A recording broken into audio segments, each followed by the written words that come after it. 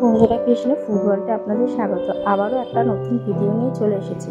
আজকে বাড়িতেই বানিয়ে নিয়েছিলাম অল্প সময় ও অল্প উপকরণ উপমা। চলুন তাহলে দেখি উপমা বানাতে কী কী লাগছে। প্রথমেই এক বাটি সুজি নিয়েছি, তারপরে নিয়েছি কাজু বাদাম, চিনে বাদাম, কারি পাতা, চিনি, নুন ও গোলমরিচ গুঁড়ো। আর সাথে নিয়েছিলাম ফোড়নের জন্য কিছুটা কালো সর্ষে। আর সবজির মধ্যে নিয়েছি আলু, পেঁয়াজ, গাজর, কাঁচা লঙ্কা ও কিছুটা আদা কুচি করে নিয়েছি। চলুন তাহলে এবার পুরোপুরি রান্নার প্রসেসে যাওয়া যাক। দেখুন, আমি প্রথমে গ্যাসে কড়াই বসিয়ে দিয়েছি। এবার কড়াইটা একটু হালকা গরম হয়ে গেলে দিয়ে দিতে হবে সুজিগুলো। সুজিটা আমরা প্রথমে শুকনো খোলায় একটু ভালোভাবে ভেজে নেব। দেখুন, আমার সুজিটা লাল হয়ে গেছে। এবার আমি সুজিটা নামিয়ে ফেলবো। সুজিটা নামিয়ে ফেলেছি। কড়াইতে আমি এবার পরিমাণ মতো তেল দিয়ে দেবো। তেল দেওয়ার পরে প্রথমেই আমি আলুটা একটু ভেজে নেব ভালো করে, যেন আলুটা পরে যেন সেদ্ধ হতে অসুবিধা না হয়। তার জন্য প্রথমে আলুটা খুব ভালো করে একটু ভেজে নিতে হবে। খুব ভালো করে ভেজে নেওয়া বলতে পুরো একদম লাল করে না, হালকা লাল করে ভাজলেই হয়ে যাবে। শুধু ছোটো করে কেটেছি। এবার কড়াইয়ের মধ্যে কিছুটা কালো সর্ষে ও কারি পাতা ফোড়ন দিলাম। তারপরে দিয়ে দিলাম কুচিয়ে রাখা আদাটা।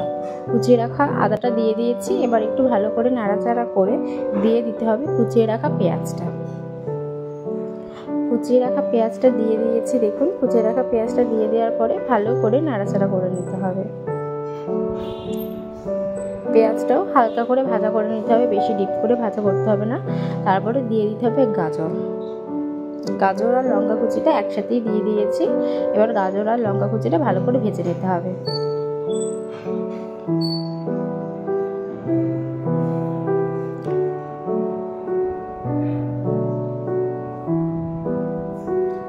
দেখুন, গাজর আর লঙ্কাটা হালকা ভাজা হয়ে এসছে। এবার আমি দিয়ে দেবো কাজু বাদাম আর চিনে বাদামটা। কাজু বাদাম আর চিনে বাদামটা দিয়ে একটু ভাজা করে নেব। কাজু বাদাম আর চিনে বাদামটা দিয়ে একটু ভাজা হয়ে গেলে দিয়ে দেব সুজিটা।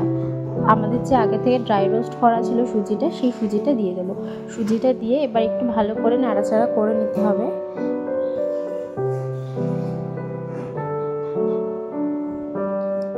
তারপরে দিয়ে দিতে হবে পরিমাণ মতো ঘি। আমি 1 থেকে 1.5 চামচ ঘি দিয়েছিলাম। এবার ঘিটা এখানে আপনারা চাইলে বাড়িয়েও দিতে পারেন। এবার ঘিটা দিয়ে ভালো করে নাড়াচাড়া করে নিয়েছি। এবার করে নেওয়ার পরে দিয়ে দিতে হবে পরিমাণ মতো জল।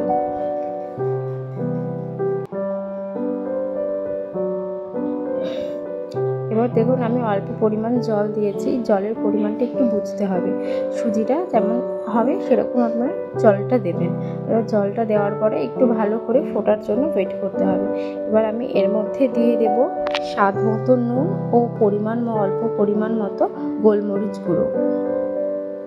আমি তো নুন আগে দিইনি, আমি নুনটা এখনই দিলাম জলটা দেওয়ার পরে। আপনারা চাইলে আগেও দিয়ে দিতে পারেন।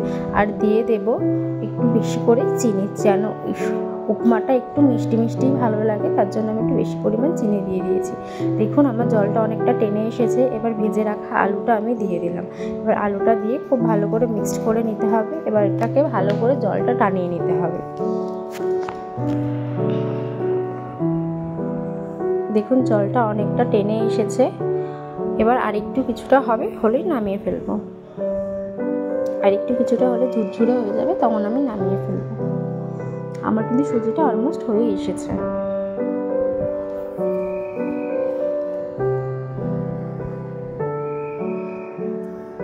দেখুন, আমার সুজিটা হয়ে এসছে। এবার আমি সুজিটা নামিয়ে ফেলবো।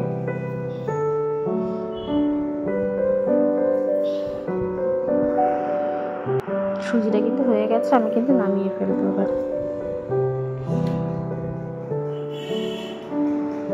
সুজিটা একটু ঠান্ডা হলে কিন্তু ঝুরঝুরে হয়ে যাবে। খুব একেবারে ঝুরঝুরে হবে না, একটু ঝুরঝুরে হয়ে যাবে অনেকটাই। উপমাটা হয়ে গেছে, আমি নামিয়ে ফেলেছি। আমাদের কিন্তু আজকে সুজির উপমা রেডি। আমাদের ভিডিওগুলো যদি আপনাদের ভালো লাগে, like, comment, share and subscribe করতে ভুলবেন না কিন্তু।